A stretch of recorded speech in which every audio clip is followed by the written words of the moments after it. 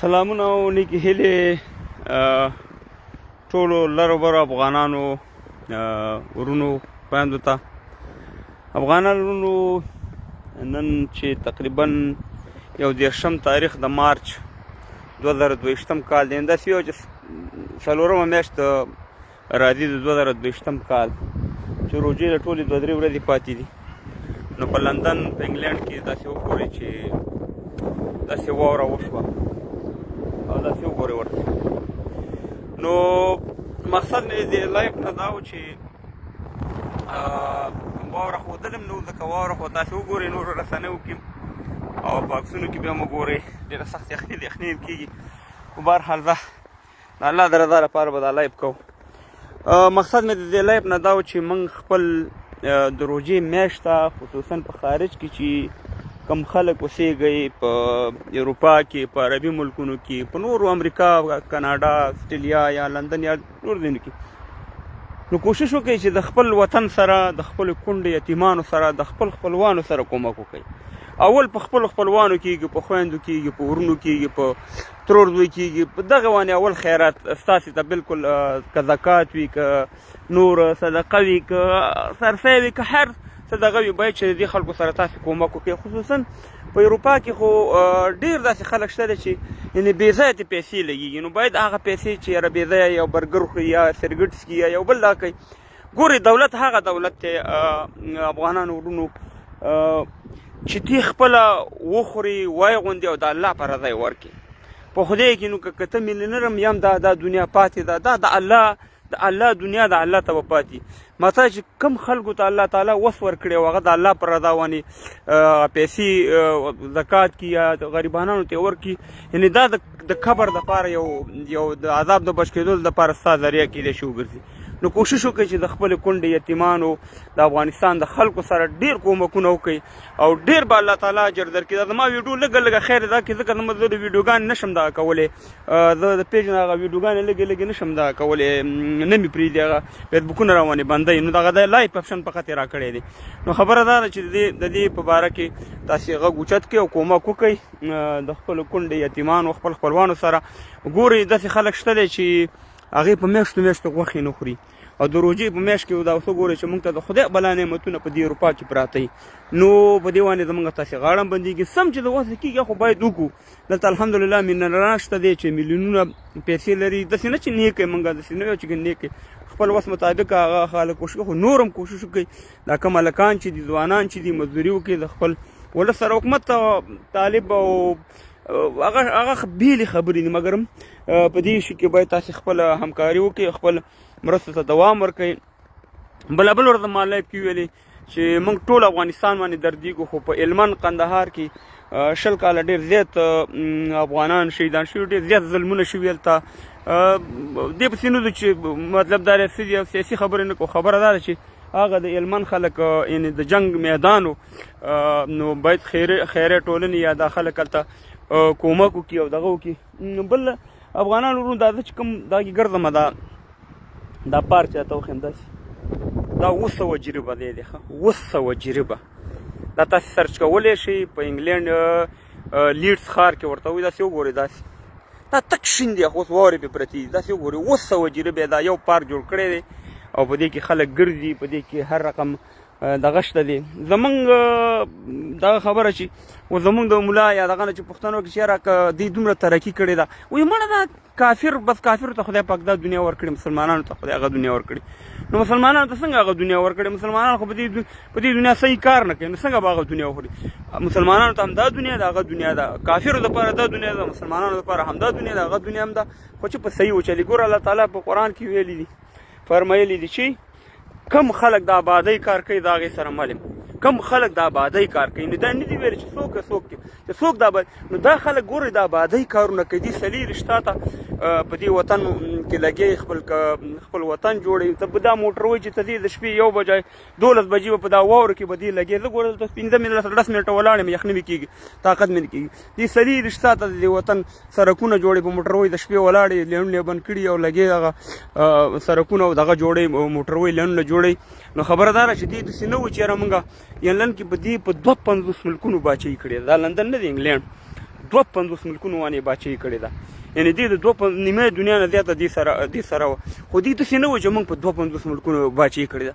دې هغه شی تاریخ ته پرېښود، تاریخ یې لیکلی، مګر همدې 40 تا د کار کوي. زه اوس په بله ورځ هم چېرته باس راغی، نو ما یو سړي نه پوښتنه وکړه، ما چې وروره دا راته ووایه چې د 15 اګست 2021 کال نه مخکې، یعنې د اشرف غني صاحب حکومت په دې کابل کې خلکو منځونه کول کې نه کول، ستا ورونو منځونه کول کې نه کول، ویلې کول یا ستا پلار منځونه کول کې نه کول، زموږ ستاسې خویندې مېندې منځونه کول که نه. دلته جوماتونه وو په کابل کې که نه، په جلال آباد کې جوماتونه وو که نه. دغه جنګ چې موږ وکړو د چا سره مو وکړو؟ څوک هم ووجلو؟ اوس ملي اردو والا مسلمانان وو که نه وو؟ نو خبره دا ده چې دا خبرې چاته کوي، وایي نه نه نه نه اشغال خبره نه ده ورونو، افغانستان نه ټوله دنیا اشغال دی. دا 5 ملکونه چې دي، دا 5 ملکونه د پرمننټ ممبر چې ده تخیم برطانیه چې ده پکې ما، امریکا، فرانسه، چین او روس، دا د دنیا بدماشان دي. ته په خپل سر باندې هېڅ دلته حکومت کولی نه شي. اوس هم درته وایم چې ټوله دنیا اشغال ده د افغانستان سره. اوس وګورئ چې په پاکستان کې کومه لوبه روانه ده، چا روانه کړې؟ امریکې روانه کړې که نه ده روانه کړې؟ یعنې موږ دا چې دې پښتنو ته ویل چې دا پاکستان چې دا د امریکې په قبضه کې دی. نن چې عمران خان خوا کوي دا پارټۍ ماټۍ نه خوا کوي، دغه امریکایان خوا کوي. امریکایانو باجوا ته ټلیفون کړی چې عمران خان دی، نو نه منم. نو عمران خان دا ټوله دنیا داسې وګورئ. او ما مخکې هم دا ویډیو کړې وه چې یاره موږ خو 2 لارې دي، یو خو به دا کوو چې راځئ چې د افغانستان یو غټ جومات جوړ کړو، د دنیا غټ جومات، او دا ویو چې افغانستان د دنیا غټ جومات داسې کو، او یا که نه چې ته موږ په دنیا سره تګ کوو، نو د دنیا ډېرې خبرې به منې، ډېرې خبرې منې. دلته اوس مهربان چې دا خبرې ته کیا په تا باندې د کفر فتوا لګي، حالانکې خپله چې دغه د اسلام پالي او د اسلام غټې غټې دعوې چې کوي، تاسې دا عکسونه وګورئ، تاسې د دې بچي وګورئ چې په خارج کې دي، تاسې د دې زندګي وګورئ چې په خارج کې دي. دا خپله وروره عشق مشرت کوي، خو زما په غریب ولس باندې د اسلام په نوم باندې یو دسیسه یې روانه کړې او تجارت یې روان کړی، ټول ولس ټول افغانستان یې تباه او برباد کړو. نو دغه ملکونه چې دي دا چې ودان دي، دی کاروبار کوي، د روزګار کوي، دی اشتري رشته ته د وطن ته خدمت کوي، دی خبرې نه کوي، دی خبرې نه کوي. ورونو دی کار اهلي کار ته سپاري.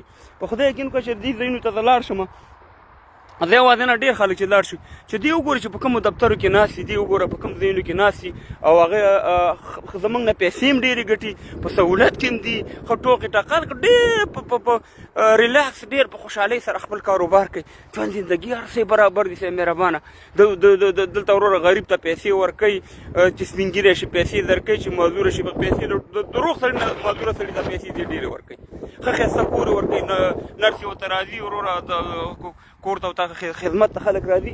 دا ټول سیستم دی برابر کړی دی. نو الله دې وکړي چې زمونږ د افغانستان کې دغه زمونږ کم د قدرت په نوم باندې دا لوبه روانه ده، او دا کم پردی سیاست روان دی، او دا کم ډرامه روانه ده، الله دې موږ دې ډرامې نه وباسي. او زه تاسو ما مخکې هم درته ویلي چې تاسو ته ما یو خبره کړې ده چې موږ د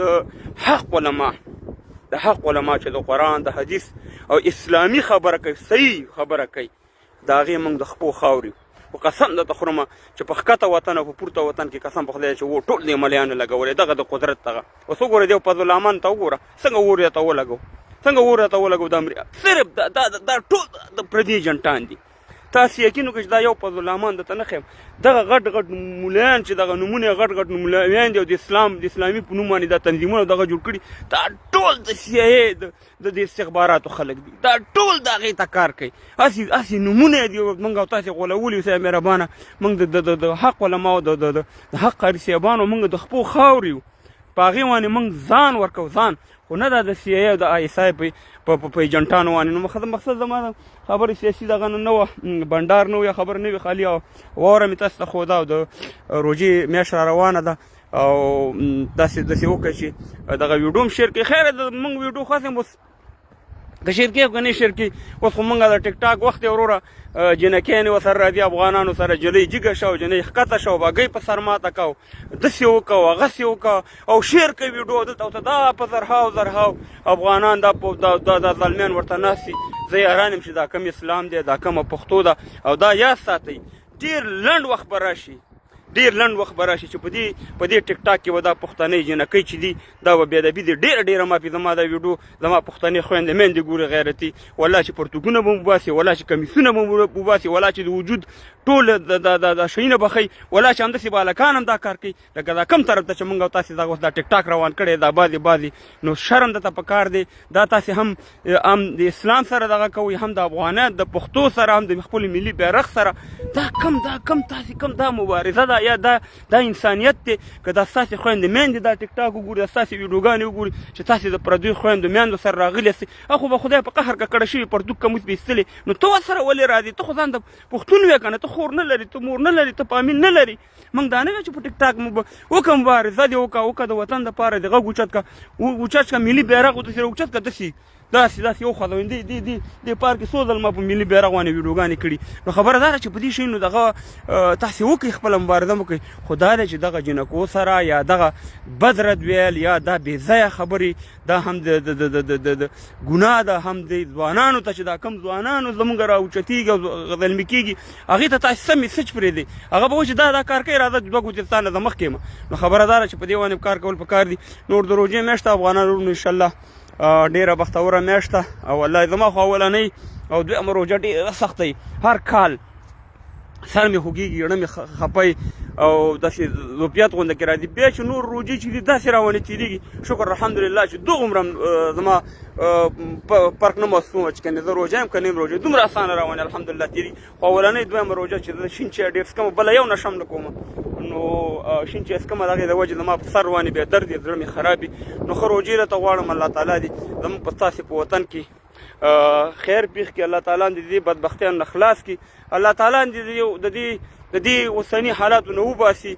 افغانان ورونو همدغه زما خالي خبرې وي او همدغه عمره لږ رارم لایف چې دغه د واوره تاسې ته وښیم چې په لندن کې 4مه میاشت ده او دومره واوره شوې ده او داسې کله کله کېږي نو ښه وخت ولرئ الله مې عزتمن او خوشحاله ولم